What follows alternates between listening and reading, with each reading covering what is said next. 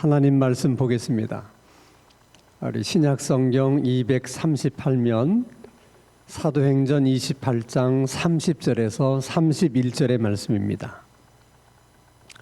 신약성경 238페이지 사도행전 28장 30절에서 31절의 말씀을 제가 봉독합니다. 하나님의 말씀을 경청하시기 바랍니다.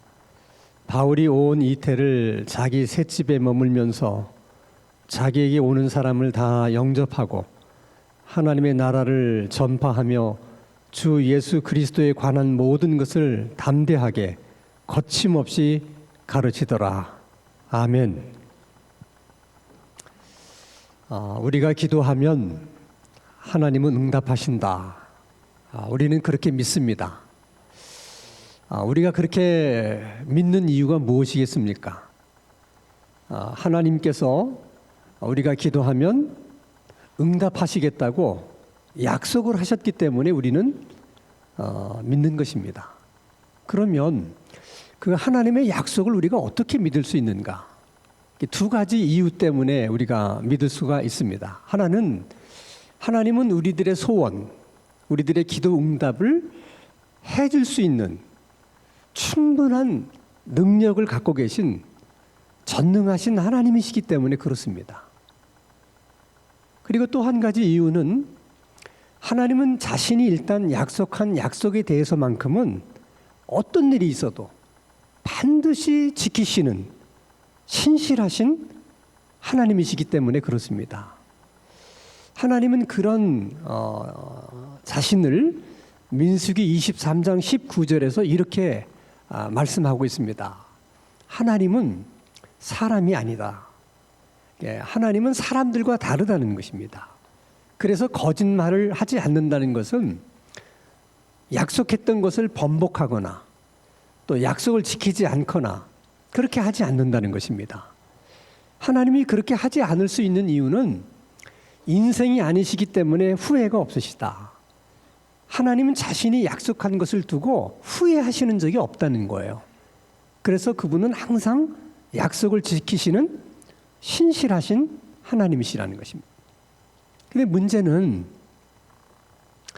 기도의 응답이라고 하는 것이 항상 우리가 생각한 대로 또 우리의 방법대로 이루어지는 것만은 아니기 때문에 기도하면서도 때로는 의심하게 되고 기도하면서도 때로 원망하게 되는 것입니다. 자, 바울의 경우를 한번 예를 들어 생각해 보겠습니다. 바울은 로마에 가고 싶었어요. 로마에 가서 복음을 전하고 싶었습니다. 그런데 하나님은 바울의 소원을 들어주십니다. 너는 로마에 가게 될 것이다. 그리고 가이사 앞에 서게 될 것이다. 이렇게 약속을 해 주셨습니다. 그렇지만은 바울이 생각한 대로, 바울이 생각했던 방법대로 로마에 간 것은 아니었어요. 바울이 로마에 가고 싶다 이렇게 생각했을 때는, 그렇게 하나님께 기도했을 때는 머지않은 시간에 곧 로마에 가게 될 줄로 생각했는데, 그로부터 3년이라는 세월이 지난 후에야 로마에 가게 됩니다. 뿐만 아니라 바울은 죄수의 몸으로 로마 군인들의 호송을 받으면서 로마로 가게 됐습니다. 이것은 바울이 생각하는 로마로 가는 방법이 아니었어요. 자기가 생각한 때에 간 것도 아니고 자기가 생각하는 방법으로 간 것도 아닙니다. 그러나 중요한 것은 바울이 로마에 갔다 안 갔다? 로마에 갔습니다. 그리고 하나님은 바울에게 약속했던 대로 바울을 로마에 가게 하셨다는 것입니다. 그런 것처럼 우리들의 경우도 마찬가지예요. 우리들의 기도가 응답되는 과정 속에는 정말 우리가 이해할 수 없는 일, 우리들의 마음에 들지 않는 일, 이런 일들이 너무 많아요. 그래서 때로는 기도하면서도 의심하고 또 기도하면서도 원망하는 거죠. 그러나 지나놓고 보면 우리가 이해가 되지 않았던 그 많은 일들도, 우리 마음에 들지 않았던 그 모든 일들도 다 하나님은 합력하셔서 우리 기도에 응답해 주신다는 겁니다. 자, 오늘 본문에도 그런 하나님을 우리가 또 만나게 됩니다. 자, 바울 일행을 태웠던 그 배가 유라굴로라고 하는 큰 풍랑을 만나면서 14일 동안을 표류해요. 그러다가 멜리데 섬이라고 하는 곳에 가까워져서 바다 밑에 모래톡에 부딪히면서 배가 좌초하게 됩니다. 거센 바람, 풍랑 때문에 좌초한 배는 나무배였기 때문에 배 뒷부분이 하나씩 무너져 나가기 시작합니다. 아주 상황이 급박한 상황으로 이제 변하게 된 것입니다. 그래서 그 배에 타고 있던 276명이 살아남기 위해서 다 물에 뛰어내립니다. 그리고 수영할 줄 아는 사람은 헤엄을 쳐서, 수영할 수 없는 사람은 널빤지라도 잡고 눈앞에 보이는 멜리데 섬, 육지를 향해서 죽을 힘을 다해서 헤엄쳐 갑니다. 그리고 그들은 다 멜리데 섬에 상륙하게 돼요. 근데 우리가 한 번쯤 생각해 보면 배가 좌초될 만큼, 배가 부셔질 만큼 강한 바람이 불었고 거센 파도가 몰아쳤다면 헤엄쳐 가는 사람들 중에 그 거센 파도에 휩쓸려서 실종되는 사람도 한두 명 좀 나올 수 있는 것이고, 또 수영을 할 줄 몰라서 널빤지를 잡고 헤엄치던 사람들 중에는 물에 빠져 죽는 사람도 몇 명은 나올 법한 얘기 아닙니까?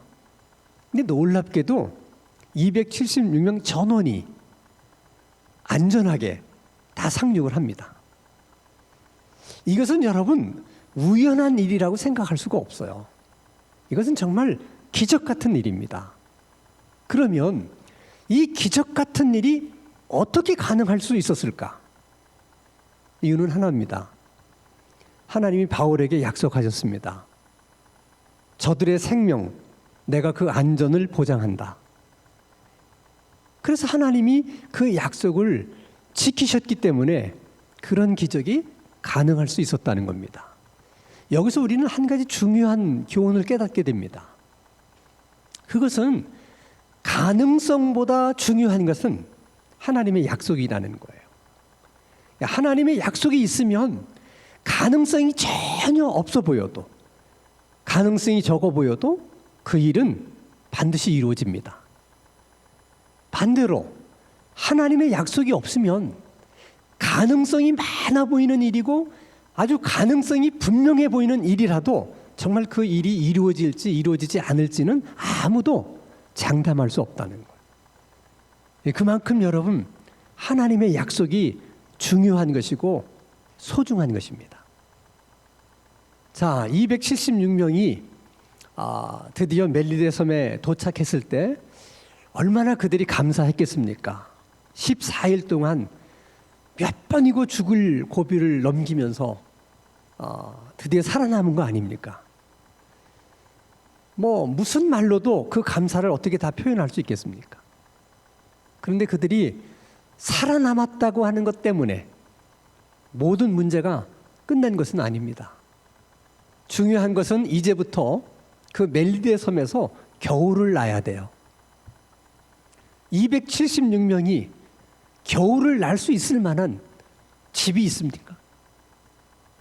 276명이 함께 겨울을 날 수 있는 충분한 식량이 있습니까?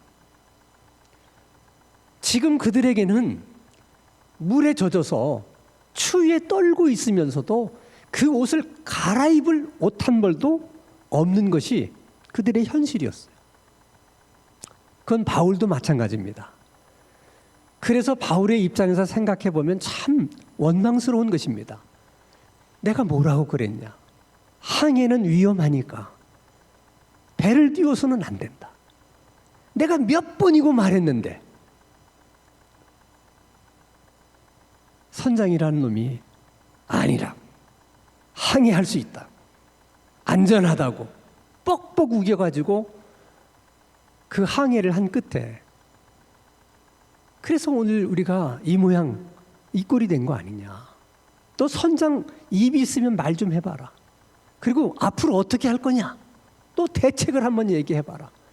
충분히 선장을 원망할 수 있습니다. 또 항해를 할 수 있다고 선장이 말했을 때 그를 지지해줬던 백부장도 원망할 수 있습니다.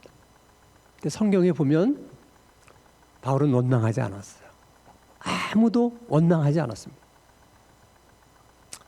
왜 바울이 원망하지 않았을까? 바울은 하나님께서 너는 가이사 앞에 서게 될 것이다 하는 약속을 의지하고 그 약속을 믿고 있었기 때문에 그렇습니다. 일이 어떻게 돌아가든 나는 가이사 앞에 가게 될 것이고 나는 로마에 가게 될 것이다 하는 하나님의 약속에 대한 믿음이 있었기 때문에 원망하지 않은 거예요. 놀랍게도 하나님은 그런 바울의 믿음에 대해서 어떻게 역사를 하셨느냐, 그것을 말씀하는 것이 사도행전 28장의 중요한 내용 중에 하나예요. 하나님은 그 바울의 믿음에 어떻게 역사를 하셨을까? 자, 사도행전 28장 1절에서 2절 말씀을 봅니다. 자, 우리가 구조된 후에 안즉 그 섬은 멜리데더라. 비가 오고 날이 참해 원주민들이 우리에게 특별한 동정을 하여 불을 피워서 옷을 말리게 해주고 우리를 다 영접해 주었다 하는 얘기입니다. 어떻게 생각하면 뭐 지극히 당연한 얘기처럼 들리지만은 절대 그렇지 않습니다. 우리가 잘 아는 것처럼 지금도 섬 사람들은 외지인들에 대해서 굉장히 거부감이 있어요. 같은 한국 사람인데도 섬 사람들의 기질이 그래요. 굉장히 육지 사람들에 대해서 배타적입니다. 근데 멜리데 섬 사람들, 그 원주민들은 지금 27명의 사람과는 종족이 다른 거예요. 완전히 다른 종족의 사람들입니다. 근데 그런 사람들이 지금 두세 명이 나타난 것도 아니고 몇 명이 276명이 나타난 겁니다. 여러분이 원주민 같으면 웰컴 하고 여러분 환영하고 접대하고 막 그들을 섬기겠습니까? 다 경계의 눈초리로 바라볼 수밖에 없어요. 그리고 그들을 다시 바다 쪽으로 내쫓아야 마음이 편안합니다. 그럴 수밖에 없는 그들이 어떻게 그들을 다 영접하고 불을 피워서 옷을 말리게 해줬을까? 성경은 이렇게 얘기해요. 그들의 옷이 물에 젖어가지고 겨울에 얼마나 추웠겠습니까? 벌벌벌벌 떨고 있는 것이 너무 불쌍해 보여서 그래서 그들에게 자비를 베풀어 줬다는 것입니다. 그러면 그 멜리데 원주민들의 성품이 너무 좋고 마음들이 다 여리고 착해서 그랬을까요? 그렇지 않다니까요. 섬 사람들은 외지인들에 대해서 별로 좋은 생각이나 좋은 감정을 갖고 있지 않아요. 근데 종족도 다른 사람들이 276명이 나타났는데 어떻게 그들을 좋은 마음으로 맞아줄 수 있는 그런 생각을 가질 수 있겠습니까? 정말 그들이 그런 마음이 생겼다면 이것은 그들에게 그런 마음을 갖도록 하나님이 주신 마음이라고 저는 생각해요. 하나님이 그들에게 그런 마음을 주셨기 때문에 그들이 그렇게 했을 거라는 거예요. 그러면 하나님은 누구를 위해서 그 원주민들에게 불쌍히 여기는 마음을 주셨겠습니까? 바울입니다. 바울 외에 다른 사람들은 그냥 이유도 모른 채 그냥 바울 한 사람 때문에 그냥 함께 덕을 입는 거예요. 근데 하나님은 그 바울 한 사람을 위해서 그 원주민들에게 불쌍히 여기는 마음을 들게끔 가질 수 있게끔 그렇게 역사를 하신 거예요. 자, 그래서 그들이 다 모여서 이제 불을 쬐고 있습니다. 다 아무 생각 없이 그냥 일단 추우니까 불을 쬐고 있는데 바울만큼은 그들의 대접이 너무 고맙기도 하지만 앉아서 그냥 접대받는 것이 너무 미안해서 본인이 나무를 하러 가요. 그래서 섬 이곳저곳을 다니면서 나무를 주워가지고 한 묶음의 나무를 모아가지고 옵니다. 그리고 이제 모닥불에 던졌어요. 근데 그때 아무도 생각하지 못했고 아무도 예상하지 못했던 일이 일어나게 됩니다. 자, 사도행전 28장 3절의 말씀에 보면 바울이 나무 한 묶음을 거두어 불에 넣으니 뜨거움으로 말미암아 독사가 나와 그 손을 물고 있는지라.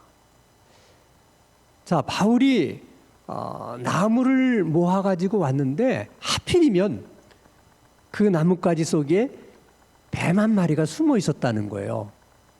근데 그 뱀이 또 하필이면 독사야. 그 뱀이 겨울잠을 그곳에서 자고 있었는지는 모르겠지만은 어쨌든 뱀 한 마리가 거기 있었던 거죠. 아무 생각 없이 불 속에 던졌는데 갑자기 뜨거운 열기에 놀란 뱀이 솟구쳐 오르면서 바울의 손을 물었어요. 그냥 단순하게 문 게 아니라 물고 그냥 있는 거예요. 문채로. 그러니까 뱀이 덜렁덜렁 이렇게 바울의 손을 물고 있는 채로 있는 것입니다. 그러니 얼마나 많은 사람들이 놀랐겠어요. 제일 놀란 것은 멜리데 섬의 원주민들이에요. 그들은 아무래도 뭐 과학적인 사고를 하기에는 좀 어려운 사람들이잖아요. 그래서 그들은 이렇게 생각한 겁니다. 저 바울은 사람을 죽인 살인범일 수가 있다. 어쩌다가 바다에서는 살아남았지만 하늘의 신이 이곳에서 심판한 것이다. 그들이 그렇게 생각할 수밖에 없었던 것은, 자, 바울이 나뭇가지를 모으는데 왜 하필 그 안에 뱀이 있었을까? 또 나뭇가지를 모으는 바울이 왜 그 안에 뱀이 있다는 것을 몰랐을까? 또 그것을 불 가운데 던졌을 때 많은 사람들이 지금 추워서 불을 쬐고 있으니까 뭐 다닥다닥 붙어가지고 불 가까이에서 불을 쬐고 있지 않았겠어요. 그럼 그 뱀이 탁 튀어 올라왔을 때 왜 하필이면 또 바울의 손을 물었을까? 합리적인 해석은 바울 저놈이 사람을 죽였거나 어떤 흉악한 범죄를 저지른 사람이었을 때문에 이런 일이 일어난 것이다. 그렇게 생각하는 거죠. 자, 문제는 거기서 끝났으면 좋겠는데 모든 원주민들이 생각하기에 이제 뱀에 물렸으니까, 독사에 물렸으니까 이제 바울의 손이 퉁퉁 붓거나 아니면 독이 온몸에 퍼져가지고 이제 쓰러져서 죽을 것이다. 다 그렇게 예상하고 기다리고 있는데 바울이 죽어요, 안 죽어요? 안 죽어.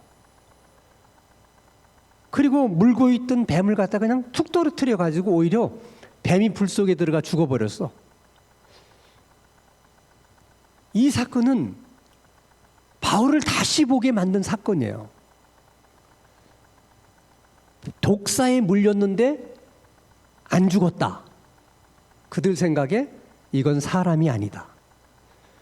독사에 물렸는데도 안 죽는다면 이게 어떻게 사람일 수 있느냐. 그들 사고죠. 그래서 바울을 신처럼 여겼다. 그렇게 얘기합니다. 그래서 이 놀라운 사건이 그 멜리데 섬의 추장에게 즉각 보고가 돼요. 자, 그럼 추장의 입장에서 한번 생각해 보세요. 독사에 물렸는데도 죽지 않은 사람, 이건 신과 다름이 없는데 그 신이 지금 자기 섬을 찾아온 거야. 그러면 추장으로서 어떻게 해야 돼? 가만히 있을 수 없잖아요. 그들 전부를 추장이 자기 집에 초대를 해서 3일 동안 아주 극진하게 대접을 합니다. 뭐가 달라졌어요? 처음에는 그 원주민들이 그냥 바울 일행이 불쌍해서 그냥 도와준 것인데 지금은 불쌍해서가 아니라 손님으로서, 그 손님도 아주 귀한 손님으로서 대접도 그 섬의 추장이 직접 나서서 극진하게 대접을 해준 거예요. 하나님은 바울이 지금 비록 죄수의 몸으로 지금 로마에 가고 있지만은 이 사건을 통해서 바울을 높여주시는 거예요. 바울을 세워주는 겁니다. 그러니 그 바울을 호송하고 있던 백부장도 지금 누구 덕에 추장에게 지금 대접을 받는 겁니까? 바울. 그러니 그 백부장도 바울을 새롭게 볼 수밖에 없는 거예요. 이건 평범한 사람이 아니다. 그렇게 생각할 수밖에 없는 것이죠. 더 놀라운 일은요, 사도행전 28장 10절 말씀을 보면, 자, 후한 예로 우리를 대접하고 겨울을 거기서 다 지내는 겁니다. 그들의 도움으로 겨울을 나고 이제 떠날 때쯤 됐을 때 그 사람들이 가만히 있질 않고 그들이 또 항해하는데 필요한 물품들을 그저 이렇게 모아가지고 저들에게 전달해 주었다는 거예요. 자, 그리고 생각해 봅니다. 14일 동안 배가 표류할 때 그들이 가지고 있던 소지품 아깝지만 다 버렸어요. 그 배 안에 있던 양식 다 버렸습니다. 이제 그들에게는 아무것도 없어요. 남은 게. 그 아까운 것들을 왜 다 버렸습니까?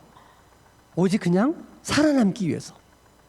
살 수만 있다면 뭐 못 버릴 거 뭐가 있냐. 다 버렸지만 사실 버리고 나면 그 다음은 어떡합니까? 막막한 겁니다. 정말 막막한 거예요. 그런데 멜리데 섬에 도착해 보니 그 겨울 어떻게 날까? 그것도 막막했는데 그 섬 주민들이 참 극진하게 대접해 주셔서 그 겨울을 잘 지나고 또 떠날 때쯤 되니까 또 하나만큼 안겨줘가지고 받아가지고 그들이 떠날 수 있었다는 거예요. 자, 그러면 여러분 276명 가운데 우리들의 앞날에 이런 일이 있을 거라고 생각한 사람이 한 사람이라도 있었을까요? 아무도 그런 생각은 해낼 수가 없어요. 그래서 항상 하나님은 우리 생각 위에 계신 분이에요. 자꾸 우리의 생각으로 이렇게 되고 저렇게 되고 그렇지 않아요. 항상 하나님이 하시는 일은 우리 생각을 훨씬 더 뛰어넘는 거예요. 그런 방법으로 하나님께서 바울 일행을 도우신 겁니다. 그러니까 우리가 믿는 하나님이 이런 하나님이라는 것을 하나님이 이 시간에 우리들에게 말씀하시는 거예요. 그냥 너무 우리 생각만 가지고 그냥 컬핍하면 불평하고 원망하고 그러지 말라는 거야. 그러니까 생각하는 이상으로 하나님이 준비하고 계시고 또 우리 기도에 응답할 준비를 하고 계시는 하나님이신 줄로 믿습니다. 자, 그렇다면 그들이 멜리데 섬에 상륙한 것은 우연한 일이 아니라 하나님께서 사도 바울을 높이고 또 세워주고 276명에게 바울을 보는 관점과 시각을 다르게 하기 위해서 그렇게 하셨구나. 우리가 충분히 그렇게 짐작을 하게 되죠. 그럼 단순히 그런 이유 때문에만 그들이 멜리데 섬에 상륙하게 된 것이냐? 그렇지 않아요. 그런 이유도 있지만 사실은 그보다 더 중요한 두 가지 이유가 있습니다. 그것은 사도행전 28장 11절입니다. 석 달 후에 이제 겨울이 다 지났어요.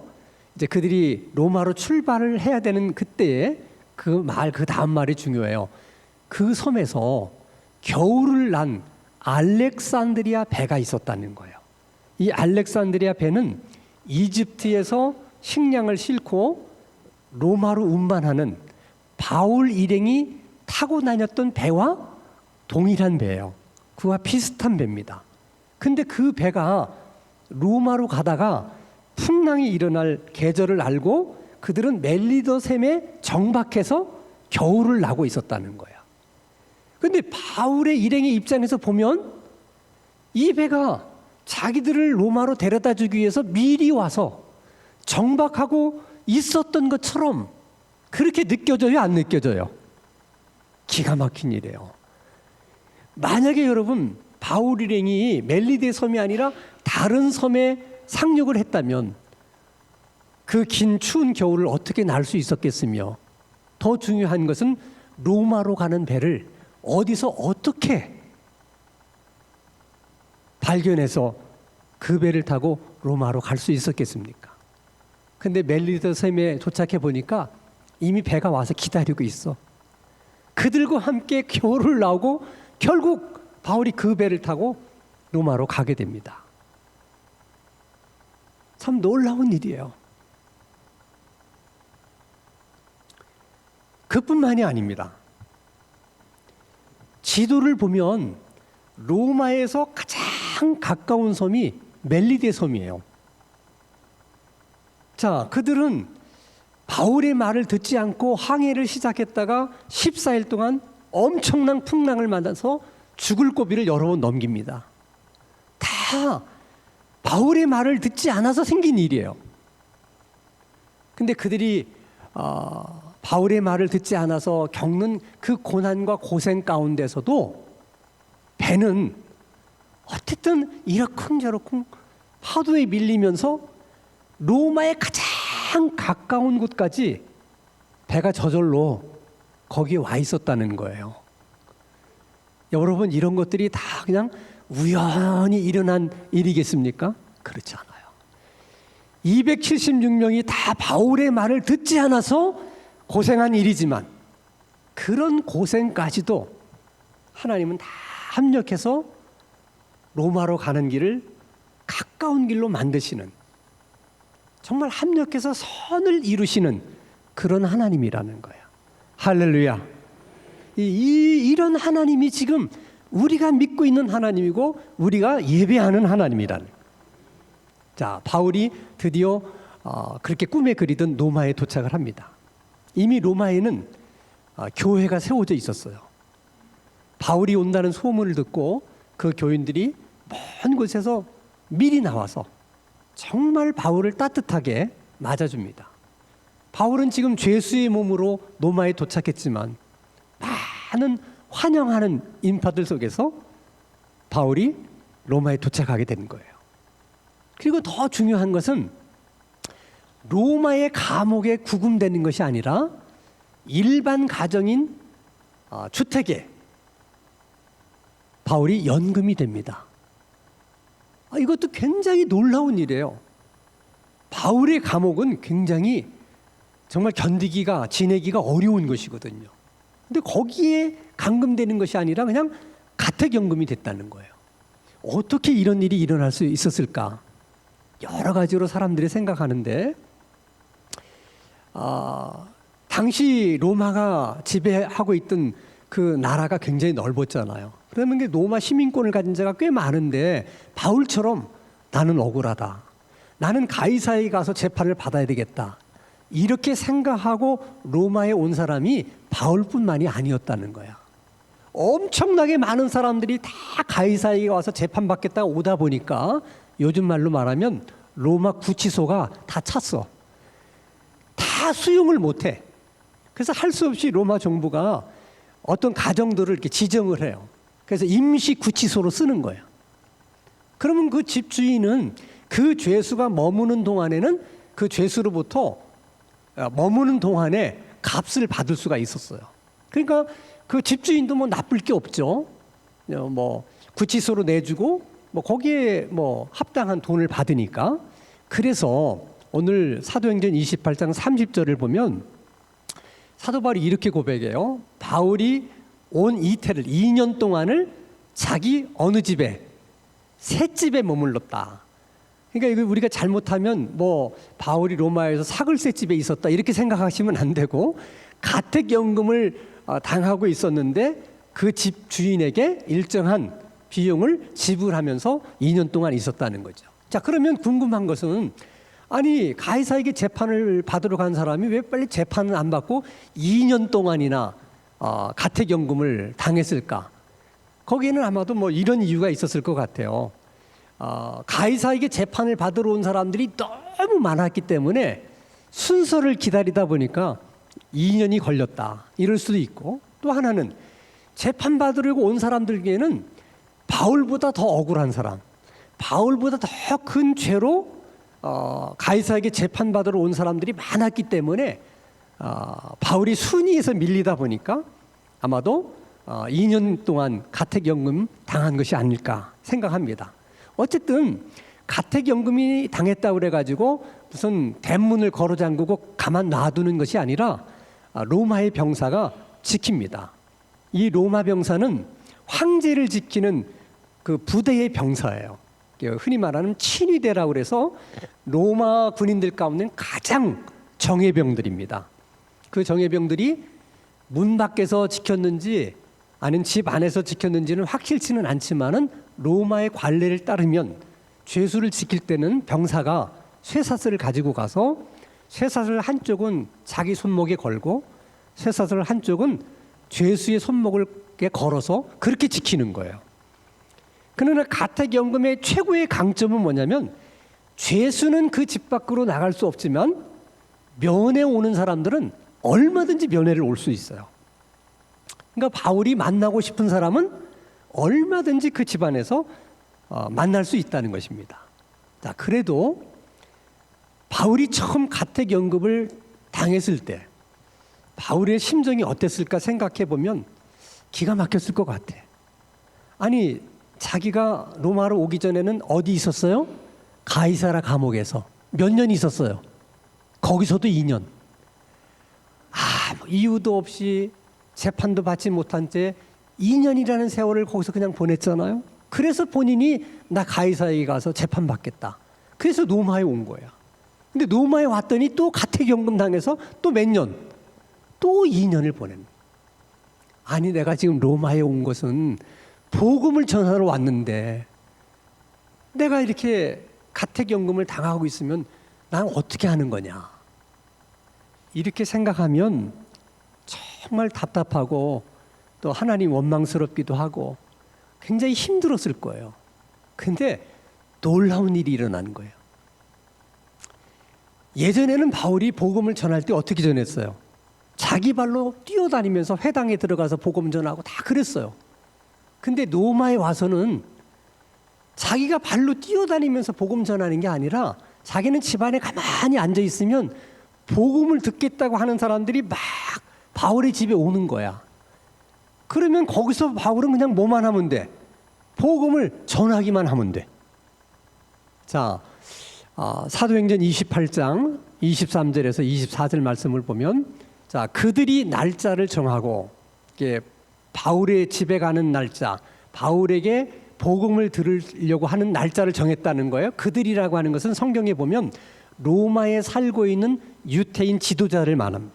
장로가 아니면 바리새인들이나 하여간 지도층 인사들이에요. 그들이 바울이 전하는 복음을 듣겠다고 날을 정해서 다 몰려든 거예요. 그래서 바울이 복음을 그들에게 전합니다. 그랬더니 마지막에 보면 그 복음을 듣고 믿는 사람도 있고 믿지 않는 사람도 있었다. 이게 옛날하고 많이 달라진 거예요. 오히려 바울이 자기 발로 여기저기 뛰어다니면서 회당에 가서 복음을 전했을 때는 대부분 안 믿었어요. 그래서 쫓겨나기가 일쑤였죠. 근데 지금은 자기 집에서 찾아온 사람에게 복음을 전했더니 그 중에는 어떻게? 믿는 사람도 있고 안 믿는 사람도 있었다. 이렇게 달라지는 거예요. 거기서 바울이 크게 깨달은 거예요. 크게 깨달았어.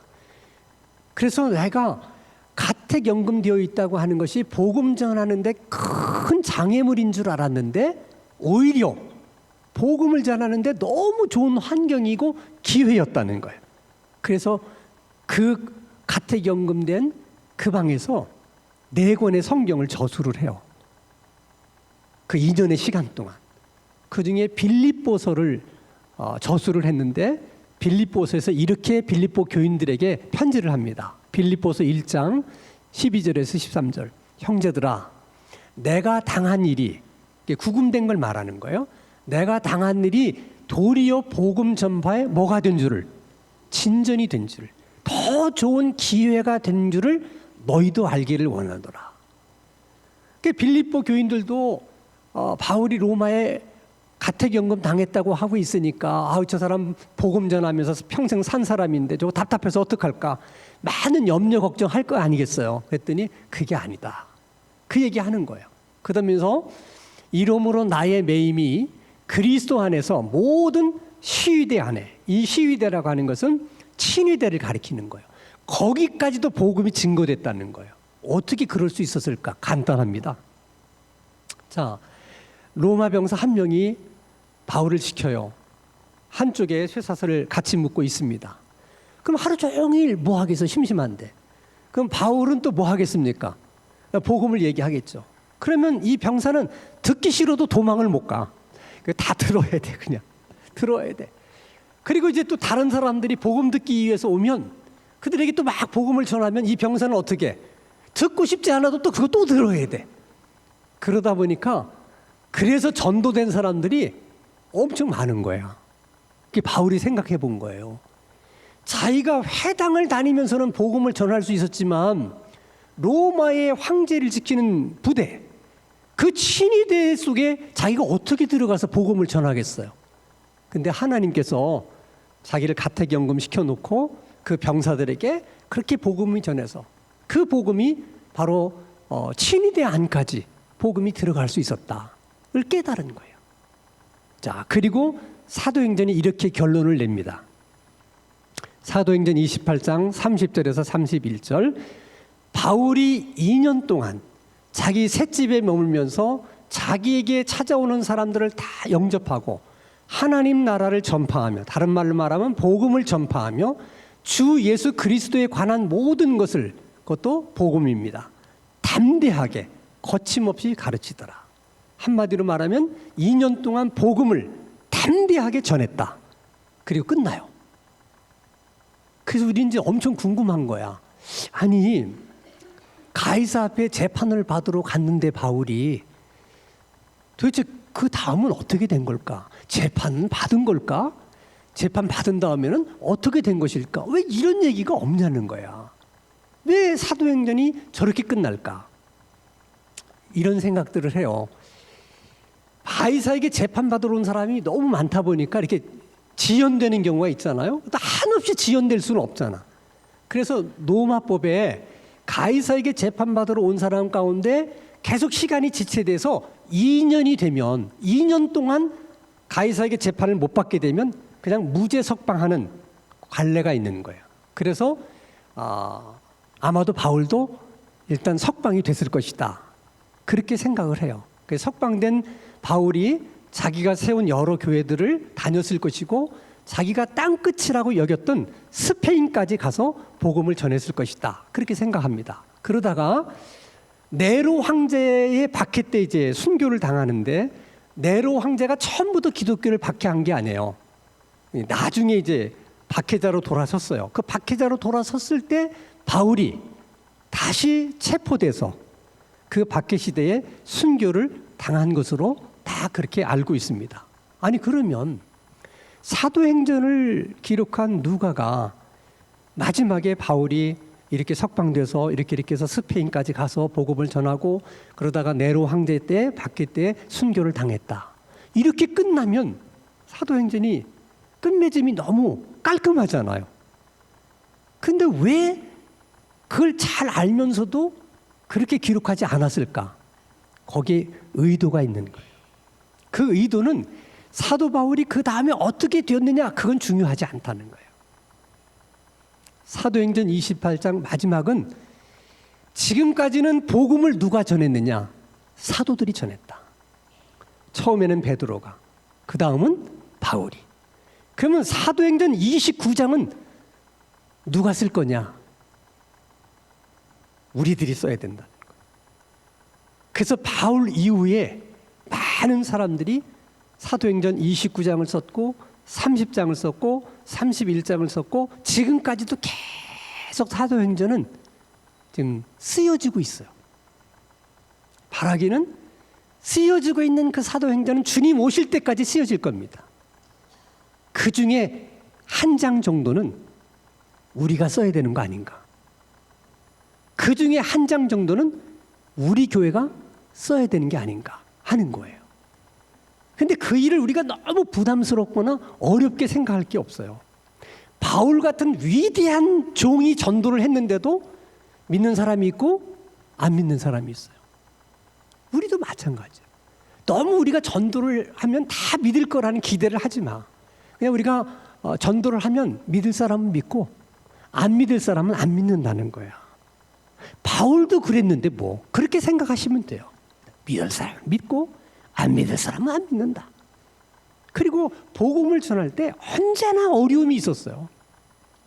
언제나 어려움이 있었지만 아무도 바울이 복음 전하는 그 문을 닫은 사람이 없고 그 길을 막은 사람이 없어요. 왜냐하면 복음 전하는 일은 성령께서 하시는 일이기 때문에 그런 거예요.